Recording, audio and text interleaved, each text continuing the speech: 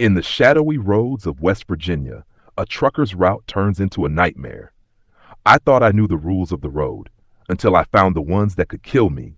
Something is out there, hunting in the dark, and it knows my name. Welcome back, friends, to another sleepless night with Dr. Snooze.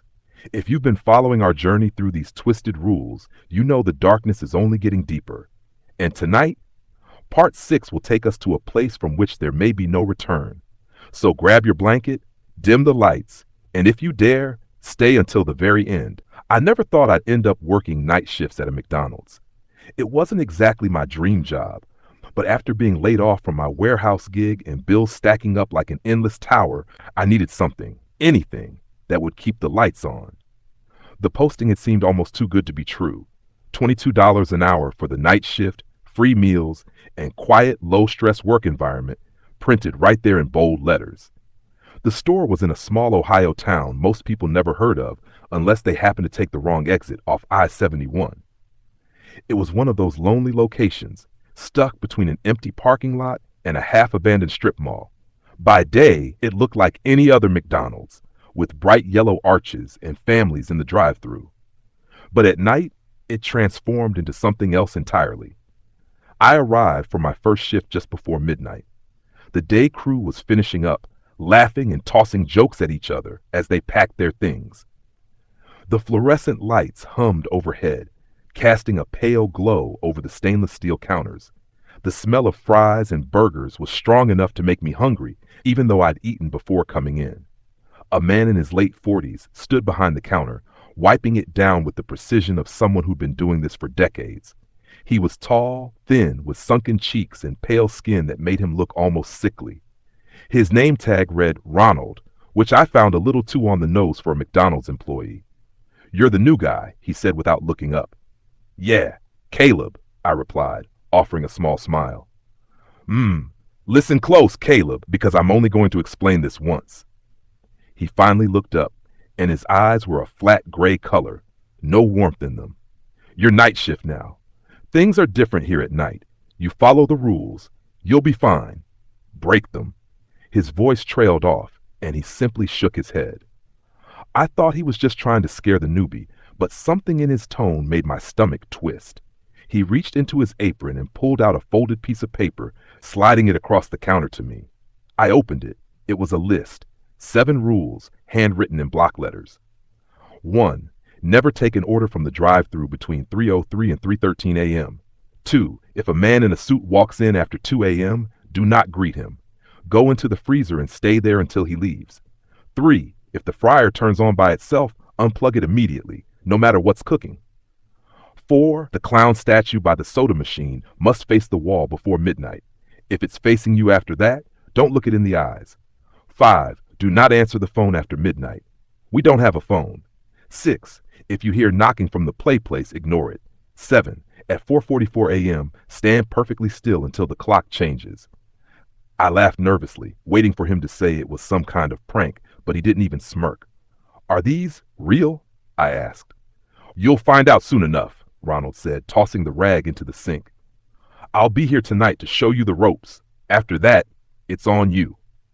By the time the day crew left and the doors were locked, the place felt unnervingly quiet. The hum of the soda machine seemed louder, and the shadows in the corners felt heavier somehow. Ronald had me doing simple things at first, restocking sauces, wiping down counters, checking the fry oil. The first hour passed without incident. Around 1:15 a.m., a lone car pulled into the drive-thru, and I put on the headset to take their order, but the voice that came through wasn't quite right. It sounded wrong. "What can I get for you tonight?" I asked. There was a pause, then a voice that was too deep, too smooth, like someone trying to imitate a human. "I would like you." I froze. Ronald, standing nearby, ripped the headset off my head and slammed it onto the counter. "Rule number 5, he muttered. "Don't answer the phone or the drive-thru when you're not supposed to. It's the same thing." "But," I started. "No buts, just forget it happened." He turned away, leaving me staring at the headset like it might come alive. The rest of the hour went by in tense silence. Every time I heard a noise, a creak from the back, the faint squeak of something in the play place, I remembered the list. At 2:04 a.m., the front door jingled. My first thought was that it was locked, but then I remembered Ronald had the key and was the only one who could lock or unlock it. A man stepped inside, wearing a dark gray suit. He was tall, his skin pale as porcelain, his hair slicked back like it was from another decade. His eyes were the worst part, pitch black, no whites at all. Ronald didn't say a word. He just grabbed my arm and dragged me toward the walk-in freezer. My breath puffed out in little clouds as we stepped inside, the metal door clanging shut behind us. "What?" I whispered. "Shut up," Ronald said. We stood there in silence, the cold biting into my skin. I could hear my own heartbeat pounding in my ears. Minutes passed. At least I think they were minutes. Then the faint sound of the door jingling again reached us. Ronald waited another 30 seconds before opening the freezer door. The dining area was empty. I looked at him, waiting for an explanation, but he just said, "Rule number 2, and walked away. By now, my skepticism had started to crumble. These rules weren't jokes. Something was going on here, something I didn't understand. At 2:45 a.m., I was wiping down the counter when I heard it, a faint, rhythmic knocking from the play place. It was slow, deliberate, like someone tapping their knuckles against the plastic slide. I froze. Ronald appeared in the doorway, his face pale. "Ignore it," he said flatly. "Whatever you do, ignore it." The knocking continued for several minutes before fading away. I didn't realize I'd been holding my breath until it stopped. I thought the night couldn't get any worse, but I was wrong.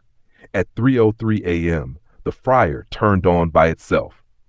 The oil bubbled violently, though there was nothing in it. The heat radiated across the kitchen, and I swore I could smell something burning, something that didn't smell like food.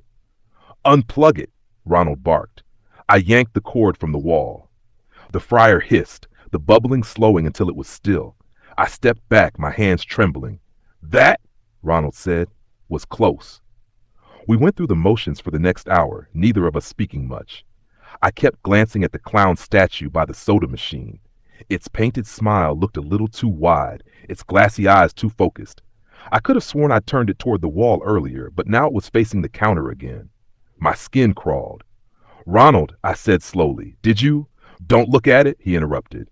"Just don't." I turned away, my heart pounding. The rest of the shift blurred together until we reached 4:44 a.m. Ronald stopped what he was doing and stood perfectly still.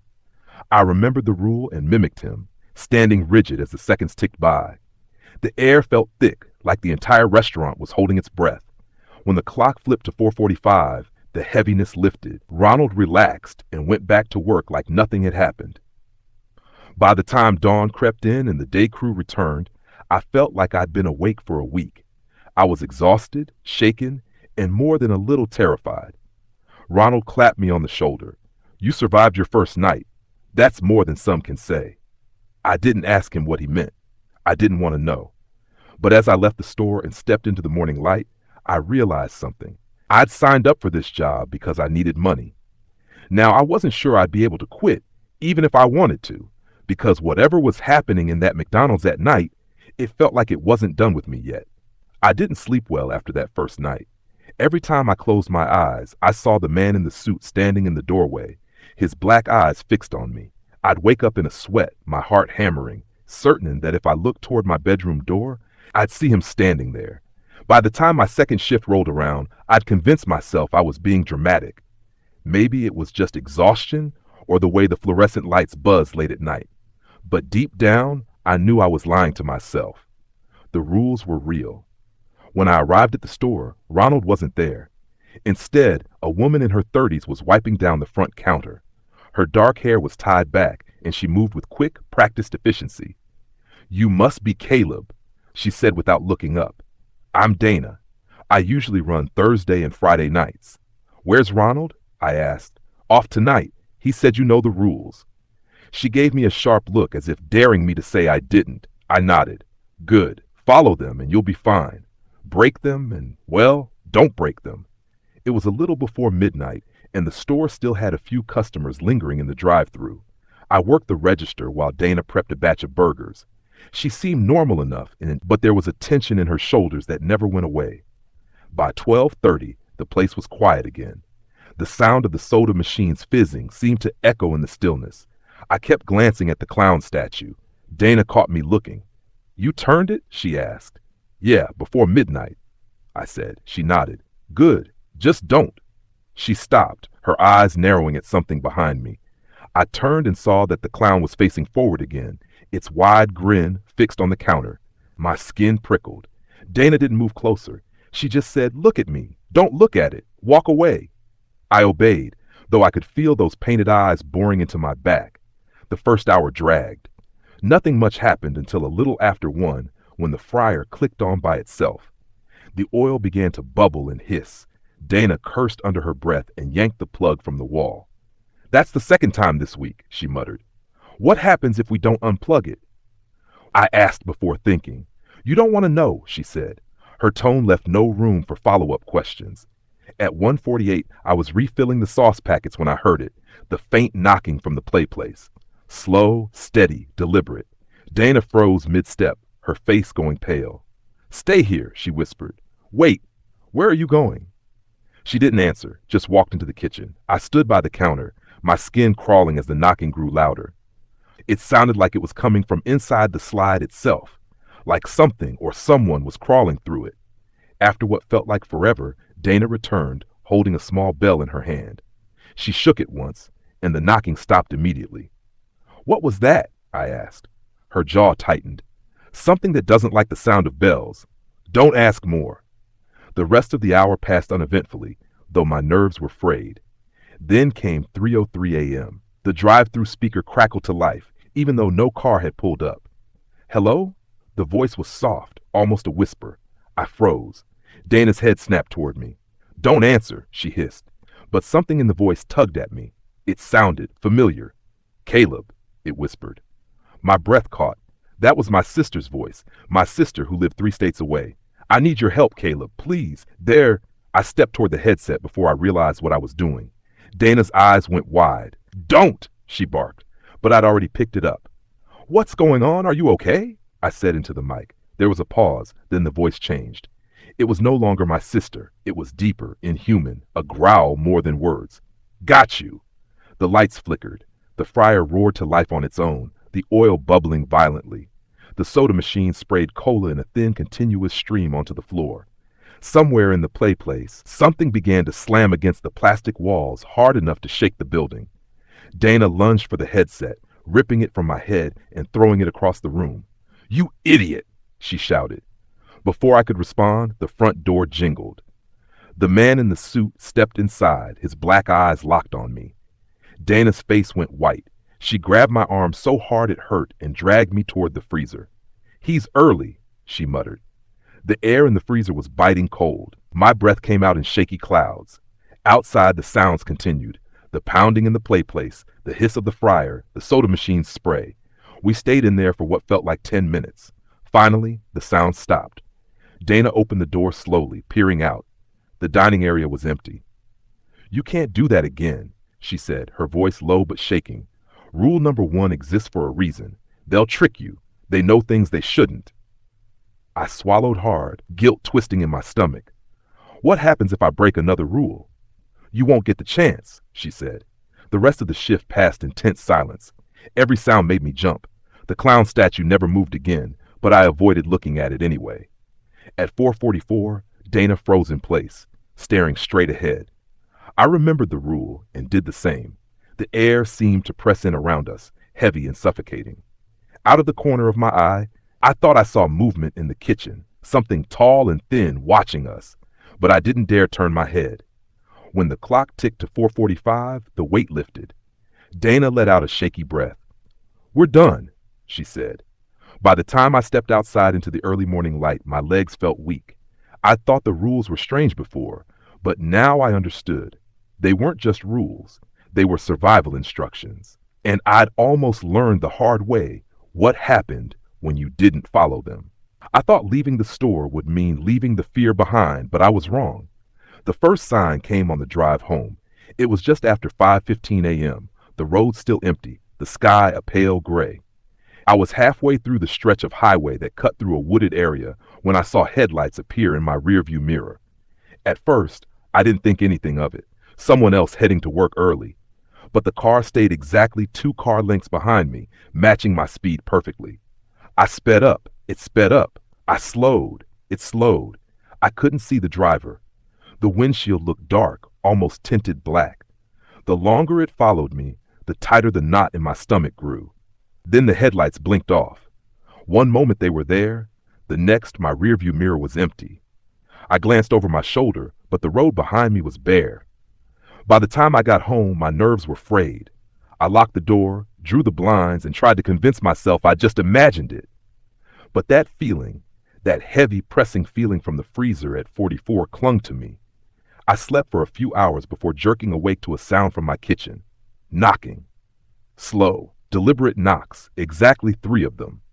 My apartment isn't big, 1 bedroom, 1 bathroom, a small living room and kitchen. From my bed, I could see the kitchen doorway. It was empty, but the knocks came again. I told myself it was just the building settling, or maybe a neighbor. But when I checked the clock, my chest tightened. It was 3:03 p.m., not a.m. That didn't make sense. The rules were for night shift. They shouldn't matter in the afternoon, right? Still, I didn't go to the door. The knocking stopped after a minute, and I tried to shake it off. But I kept thinking about the voice in the drive-thru pretending to be my sister. It knew my name. It knew her voice.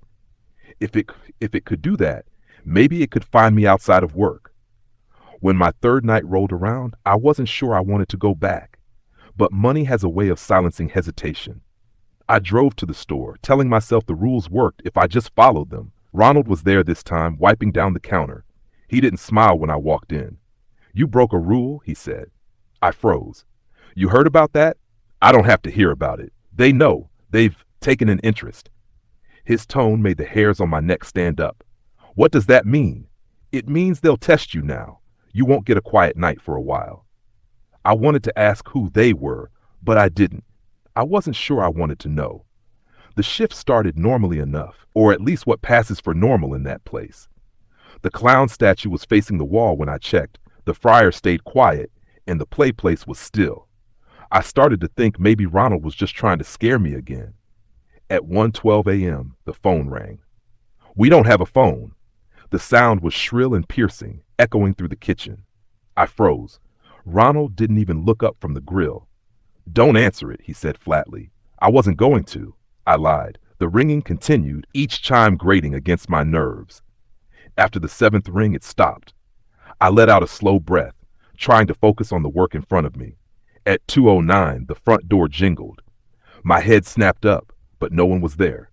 The door was locked, yet the sound had been clear. Ronald kept flipping burgers like nothing happened. I was still staring at the door when I caught movement in my peripheral vision. Something was standing in the play place. It was too dark to make out details, but I could see the outline, tall, hunched, with arms that hung too low. It didn't move, just stood there watching. "Ronald," I whispered. He didn't turn around. "Ignore it." But it didn't feel like it was ignoring me. At 3:03 a.m., the drive-thru speaker crackled again. This time, the voice was my own. "Caleb, come outside. We need to talk." My chest tightened. Hearing your own voice when you aren't speaking is wrong in a way I can't explain. Ronald didn't move. His hands were steady on the spatula. "Walk into the freezer," he said. "Now!" I hesitated. "But—" "Now!" I did as he said. The moment the freezer door shut behind me, the air seemed to shift. It felt like something heavy was pressing down on the building, like it was trying to squeeze its way in. After a few minutes, Ronald opened the door. "It's gone." "What was it?" I asked. He didn't answer. The rest of the shift passed in uneasy silence, but my mind wouldn't let go of the thought. Whatever was in that play place, I don't think it stayed there. When my shift ended, I drove home carefully, checking my mirrors every few seconds. The streets were empty until I reached my block. That's when I saw it. The clown statue. It was standing at the corner of my street, facing my building. Its painted smile seemed wider than before. I didn't sleep that day. I didn't tell Ronald about seeing the clown statue near my apartment.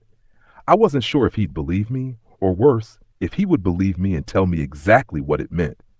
Part of me thought that if I didn't say it out loud, it couldn't be real. By the time my 4th night rolled around, my nerves were shot. I barely slept.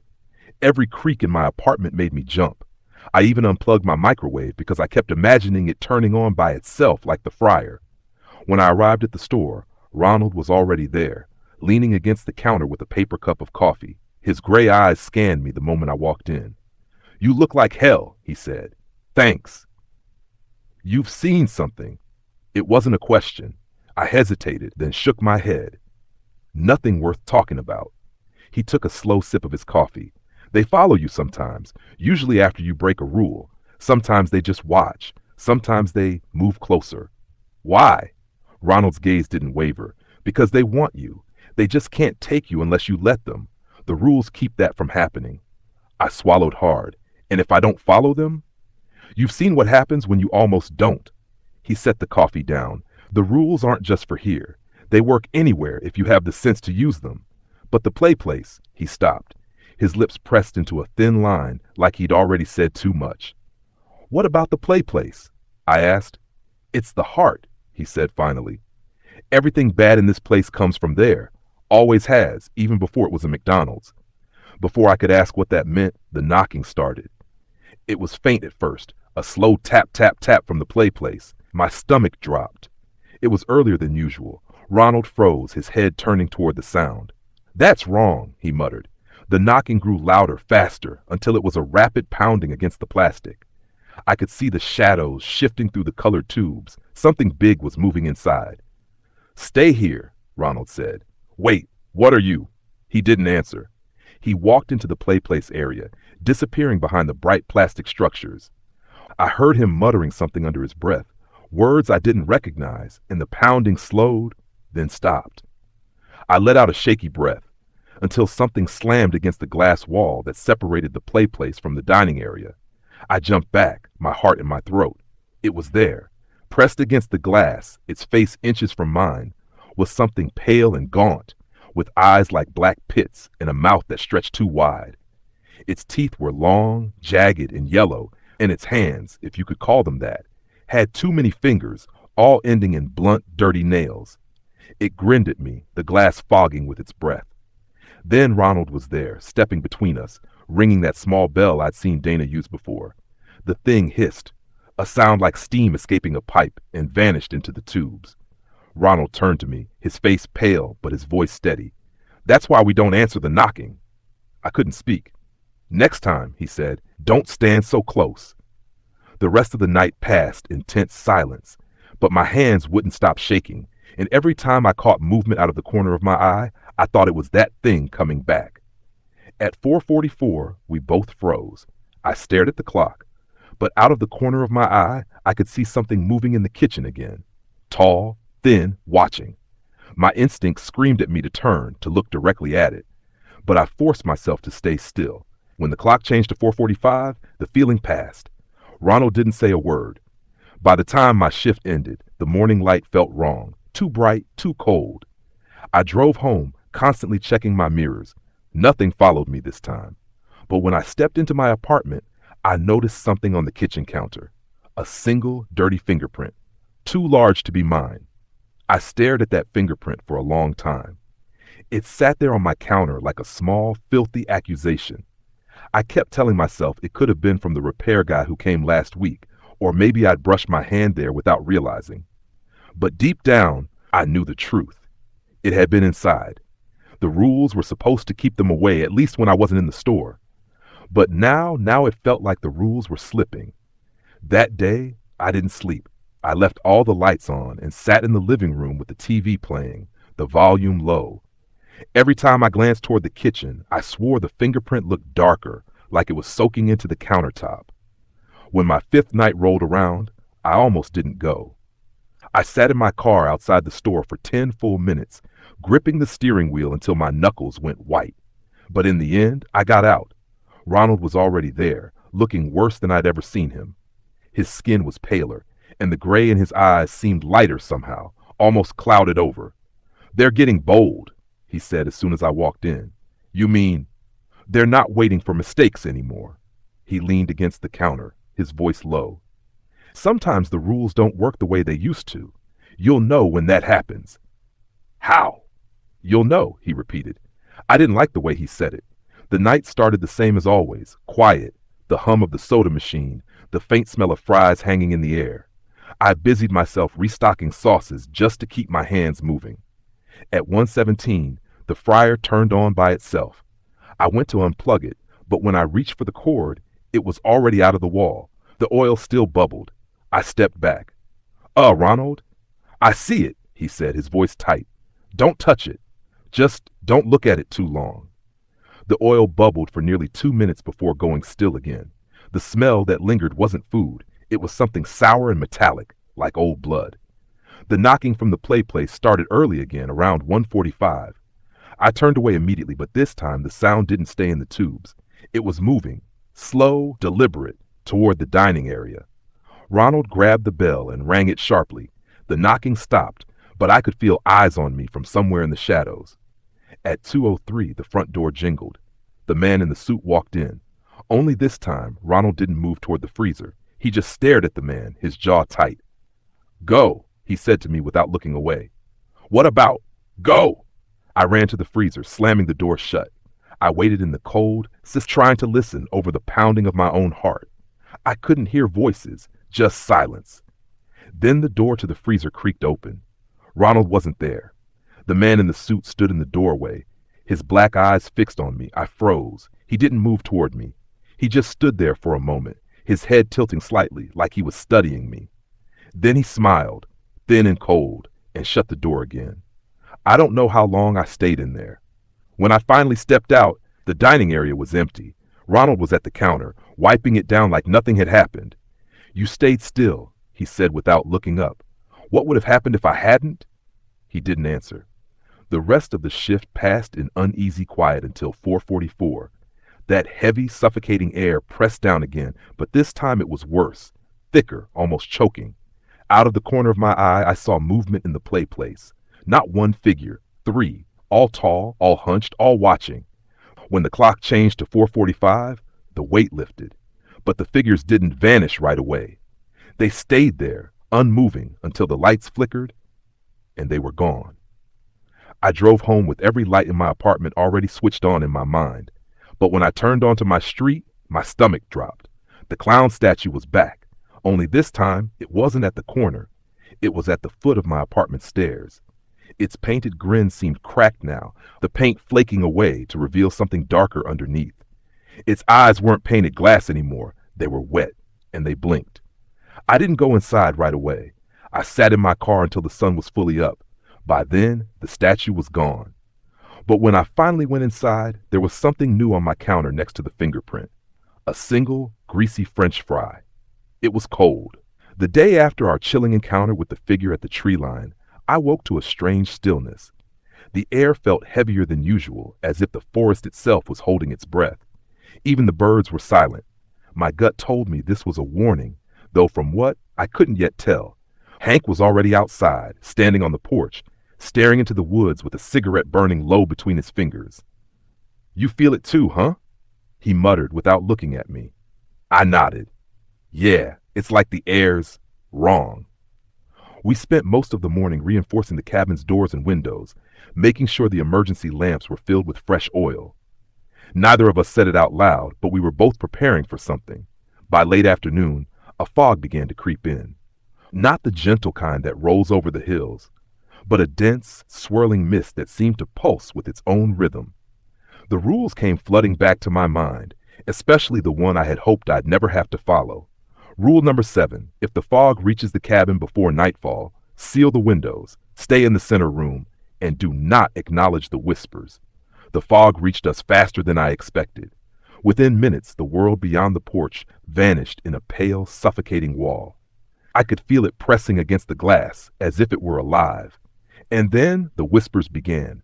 At first they were faint, like a conversation carried from a great distance. Then they grew clearer, shaping themselves into familiar voices, voices I knew. My mother calling my name, an old friend laughing softly, someone else sobbing. I shut my eyes tight and moved to the center room, just like the rule said. Hank followed close behind, his jaw tight, his knuckles white. They'll try to get you to open the door, he said in a low, urgent tone. Don't listen, no matter what you hear. Hours passed in an agonizing crawl. The voices grew desperate, shifting between pleading and threatening. At one point, I swear I heard my own voice outside, shouting for help. When midnight struck, the whispers stopped. Just silence. We waited another hour before daring to check outside.